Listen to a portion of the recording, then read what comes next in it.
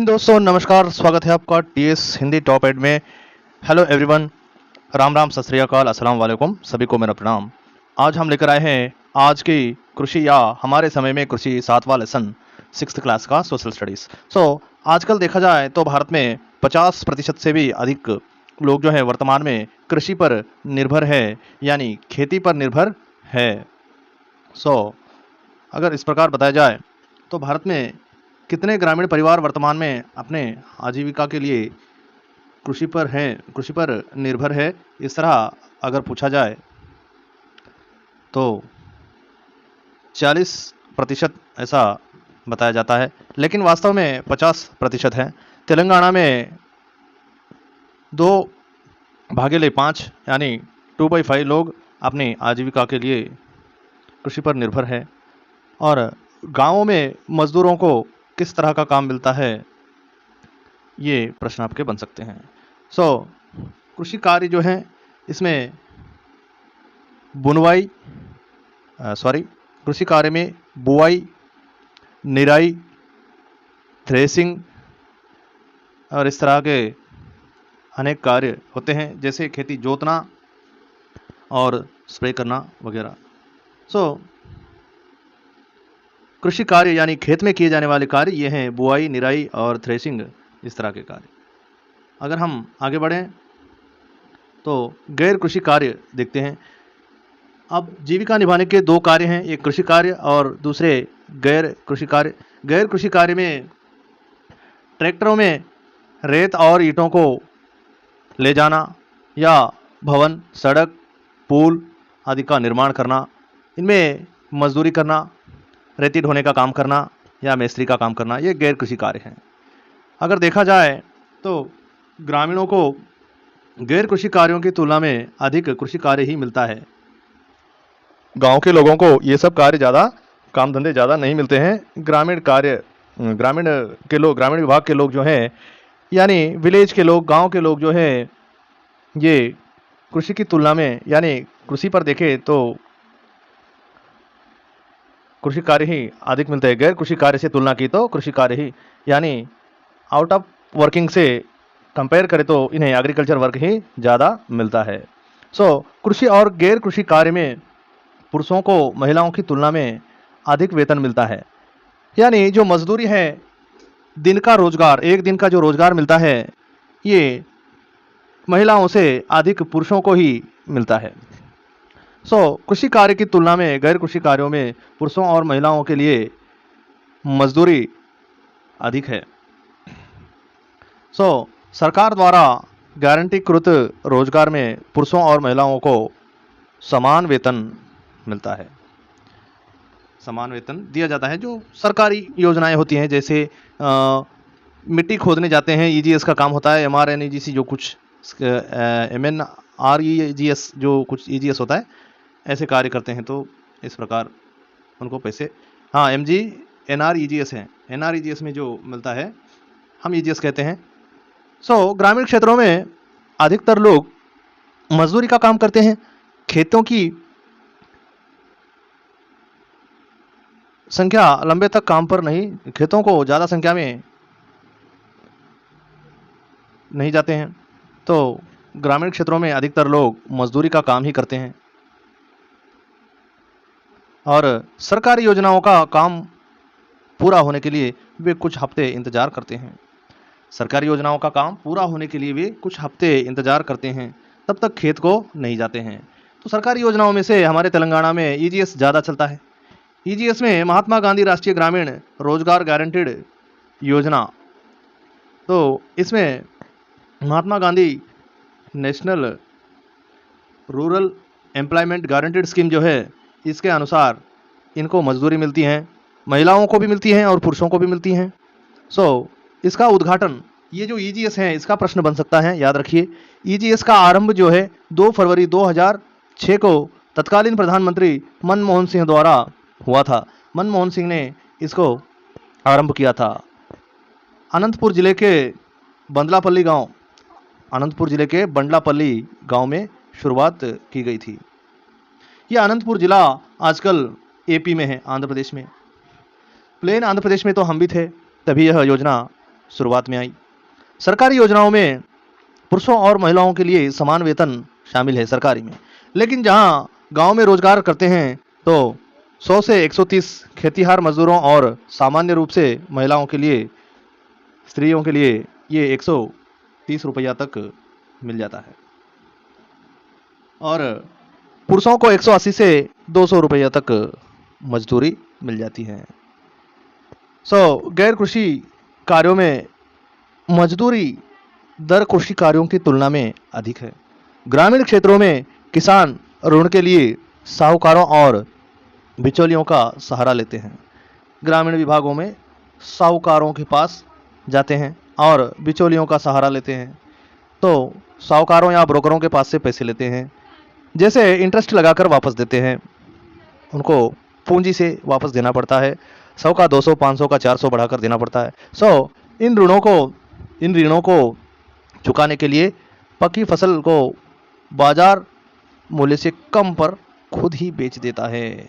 जो भी किसान हो अपना ऋण चुकाने के लिए बाजार के मूल्य से भी कम मूल्य में अपनी फसल को बेच देता है। इस तरह लॉस हो जाता है। किसान किस तरह की फसल खेती कर रहे हैं ये आगे हम देखेंगे। जैसे खाद्य फसल, अब देखते हैं खाद्य फसल और वाणिज्य फसल। तो खाद्य फसल जो है ये चावल, गेहूं, ज्वार, सज्जा और मक्का, ये सब खाद्य फसल हैं। अगर देखा जाए तो वाणिज्य फसलें जो हैं, वाणिज्य फसलें जो है ये गन्ना, कपास, तंबाकू, इनको हम बिजनेस क्रॉप कहते हैं। वाणिज्य पंटालू या वाणिज्यिक फसलें या व्यापार की फसलें, कमर्शियल एग्रीकल्चर।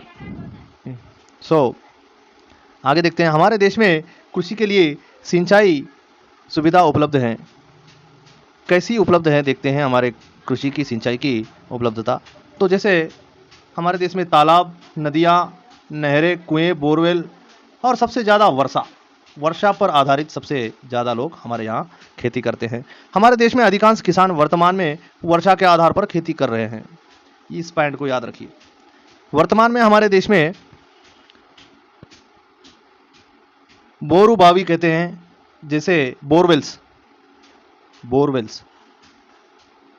पर वर्तमान में ज़्यादा निर्भर हैं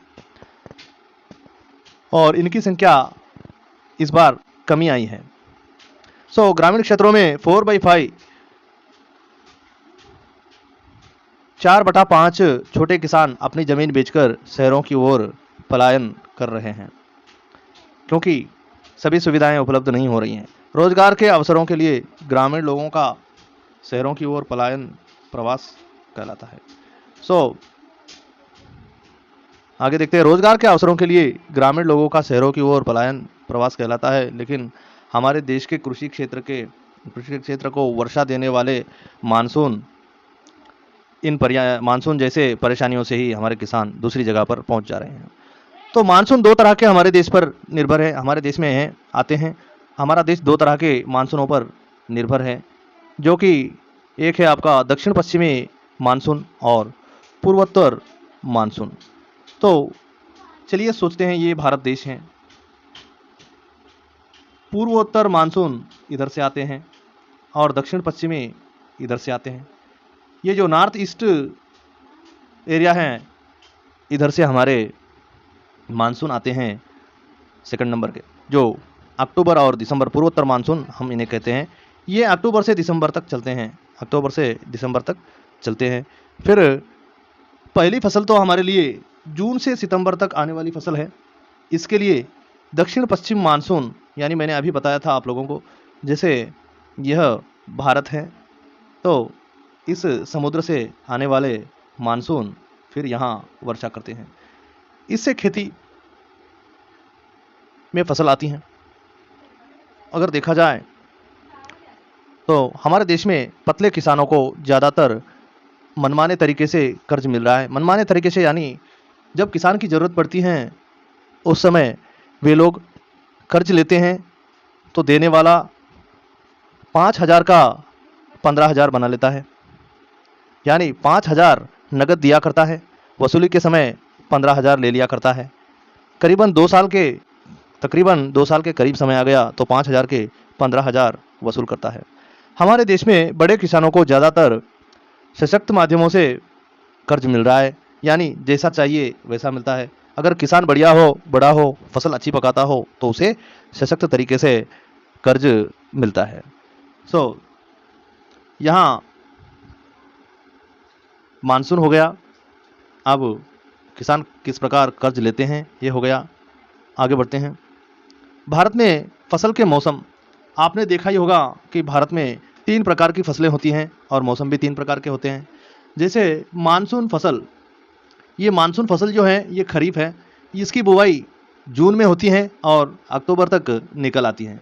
इस मानसून फसल के खरीफ के जो धान्य मिलते हैं, उसकी फसल आती है तो चावल, जवार और मक्का, ये सब मानसून की फसल खरीफ कहलाती है। ये सब खरीफ है, यानी जून से अक्टूबर तक आने वाली फसल खरीफ कहलाती है। और शीत ऋतु की फसल रबी कहलाती हैं। तो रबी हमारे यहाँ तेलंगाना में नवंबर से मार्च के बीच आती हैं। रबी में हम गेहूँ, जवार, मकई और दलहन पकाते हैं। इसके उपरांत ग्रीष्मकालीन फसल जो है, इसके अनुसार इसका नाम है जियाद। ग्रीष्मकालीन यानी अप्रैल से लेकर जून तक जो फसल बनती है इसे हम जियाद कहते हैं। और जियाद में चावल, मकई और मूंगफली पकाई जाती हैं। इनकी फसलें यहाँ निकलती हैं। भारत में अधिकांश किसान एक ही फसल खरीफ उगाते हैं। यानी इसमें एक पॉइंट याद रखिए कि मानसून में जिस भी मानसून के अनुसार या जिस भी फसल में हम विश्लेषण दे रहे हैं, सोच रहे हैं जिसके बारे में, इनको अच्छी तरह याद रखने की जरूरत है। एक ही मैंने जो टिक किया है, देखिए यहाँ खरीफ, ज़्यादा से ज़्यादा लोग खरीफ पर भारत में आधारित हैं, निर्भर है, क्योंकि ज़्यादा खेती भारत में दक्षिण पश्चिम मानसून से ही पकाई जाती है, क्योंकि बोरवेल्स वगैरह कम होते हैं, उन लोगों को यही वर्षा काम आती है। ग्रीष्मकालीन खेती जियाद, याद रखिए जून में जो बुआई होती हैं ये खरीफ की होती हैं और अक्टूबर नवंबर में जो बुआई होती हैं ये रबी की होती हैं। देखिए कहीं कहीं हम अक्टूबर में भी चना और मकई बो देते हैं, गेहूँ बो देते हैं, तो ये आपका रबी के नीचे आता है। और जब अप्रैल में बुआई होती है तो ये मूंगफली ज़्यादा इसमें बोई जाती हैं, तो ये आपका जियाद हो गया। भारत में अधिकांश किसान एक ही फसल खरीफ उगाते हैं, ये याद रखिए। भारत के अधिकांश किसान किस फसल को उगाते हैं, तो ये खरीफ को उगाते हैं, क्योंकि खरीफ के समय मानसूनी वर्षा होती है जो जून में ही शुरू होती है। इसी पर ज़्यादा लोग निर्भर होते हैं। अब देखते हैं शरत रूपी व्यवसाय। कुछ कंपनियों के पास किसानों के लिए कुछ नियम है कि वे किसानों को जो ऋण देना चाहते हैं उसे चुकाएं और फिर कृषि उपज को उनके द्वारा निर्धारित करें और इस प्रकार वे मार्केट में भी बेच सकते हैं। इसे हम अनुबंध खेती कहते हैं। जो कुछ कंपनियां होती हैं अपना माल दे जाती हैं और लेने के समय अपने हिसाब से रेट लगाती हैं, तो इसे हम अनुबंध खेती कहते हैं, अनुबंध व्यवसाय। अनुबंधित फार्मों में चावल, मक्का, गन्ना, सोयाबीन, मिर्च, एमारैंथ, हल्दी, खीरा आदि पकाए जाते हैं। इस प्रकार, लेकिन पैदावार गिरने पर किसानों को नुकसान उठाना पड़ेगा। यानी किसान जब खेती में से माल निकालता है, कटाई होती है, तब वर्षा होती है तो नुकसान हो जाता है, या फिर कंपनियां जो भी खेती के लिए धान्य देती हैं उसका रेट ज़्यादा होता है और बेचने के समय रेट कम होता है। खरीदने के समय ज़्यादा और बेचने के समय कम रेट हो जाता है। इस प्रकार भी किसान लॉस हो जाता है, इस प्रकार भी किसान घाटे में, नुकसान में पड़ जाता है। किसान उच्च पैदावार के लिए बड़ी मात्रा में रसायनों, कीटनाशकों और जल संसाधनों का उपयोग करते हैं, तो इससे उनका कर्ज भी इसमें होता है, खर्चा होता है, इससे वे नुकसान में पड़ जाते हैं। तो किसानों के लिए जब भूजल कम होगा तो मिट्टी की उर्वरता भी कम हो जाती है, उपजाऊ मिट्टी नहीं रहती, इस प्रकार भी नुकसान हो सकती है। अब आगे देखते हैं तेलंगाना में बड़े किसान जिनके पास विस्तृत भूमि है और उन्नत कृषि विधियों का उपयोग भी करते हैं, जैसे ट्रैक्टर, मशीन, हार्वेस्टर, ऐसी चीज़ों का ये लोग उपयोग करते हैं। तो बड़े किसान जो हैं अनाज रखने के लिए गोदामों की सुविधा इनके पास होगी और पकी फसल को गोदामों में रासायनिक उर्वरकों और महत्वपूर्ण उपकरणों के साथ ये भंडार में रखते हैं। यानी उनके पास गोदाम रखने का प्लेस अच्छा होता है, हमारे पास नहीं होता है, यानी छोटे किसानों के पास नहीं होता। फसल अच्छी तरह से सूखने के बाद अधिकतम कीमतों पर बेची भी जाती हैं बड़े किसानों की, और इसमें भंडारण क्षमता होती है। वे मुर्रा जाति भैंसों के साथ दूध का व्यापार भी करते हैं। बड़े किसान मुर्रा जाति भैंसों को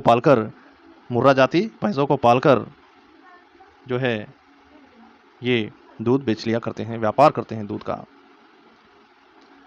देखते हैं, फसल अच्छी तरह से सूखने के बाद अधिकतम कीमतों पर बेची जाती है क्योंकि इसमें भंडारण क्षमता होती है और बड़े किसानों के पास मुर्रा जाति के भैंसों के साथ साथ दूध का व्यापार भी होता है। कृषि के जुड़े रासायनिक खाद की दुकान चलाते हैं। कृषि से जुड़े हुए कुछ खाद की दुकान भी ये लोग चलाते हैं और कुक्कुट पालन किया जाता है। छोटे किसान खेतों को पानी देकर कर्ज देते हैं। बड़े किसान छोटे किसानों को उनके खेतों में जो पानी देते हैं तो उसका भी कर्ज लेना देना पड़ता है पानी के बदले। और तेलंगाना में कृषि विकास के चरण में है, यानी डेवलपिंग में है। तेलंगाना में चावल प्रमुख फसल है और खाद्य फसलें जैसे गन्ना, ज्वार आदि ये लोग पकाते हैं। यहाँ कपास, गन्ना, मूंगफली और मिर्च जैसी व्यावसायिक फसलें या व्यापारिक फसलें भी उगाई जाती हैं। कुछ दशक पहले तालाब और नहरें महत्वपूर्ण जल स्रोत थे। राज्य में फसल वृद्धि के लिए तालाबों और नहरों की मरम्मत की जरूरत है।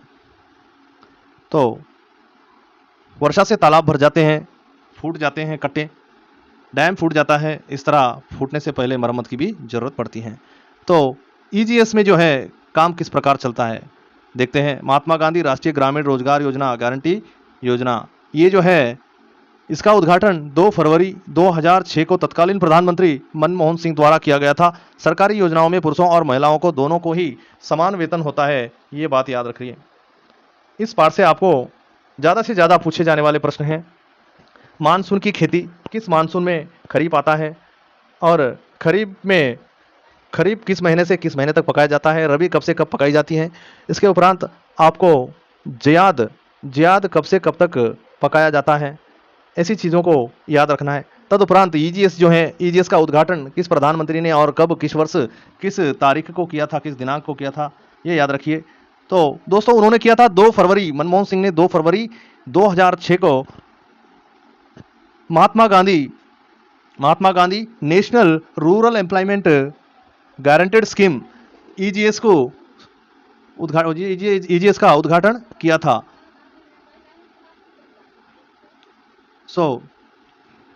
इस प्रकार कृषि और गैर कृषि के कार्यों की तुलना करें तो गैर कृषि में कम लोग होते हैं और गैर कृषि में प्रतिदिन 180 से 200 तक महिलाओं को और पुरुषों को 300 रुपया प्रतिदिन मजदूरी मिल जाती है। ग्रामीण क्षेत्रों में किसान ऋण के लिए साहूकारों और बिचौलियों के पास जाते हैं, ये याद है आपको।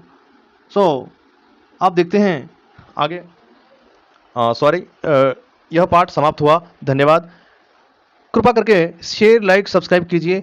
अगर आप हैं तो आपकी हिम्मत में हम हैं और आप हम जुड़े तो कहते हैं जैसे को मिलेगा तैसा तो अंजाम होगा कैसा। देखते हैं हम आपसे जुड़कर, आप हमसे जुड़कर अच्छे स्कोर बनाकर अपने माता पिता को खुश कर और अपनी सरकारी नौकरी पर जिंदगी में खुश रहकर। धन्यवाद।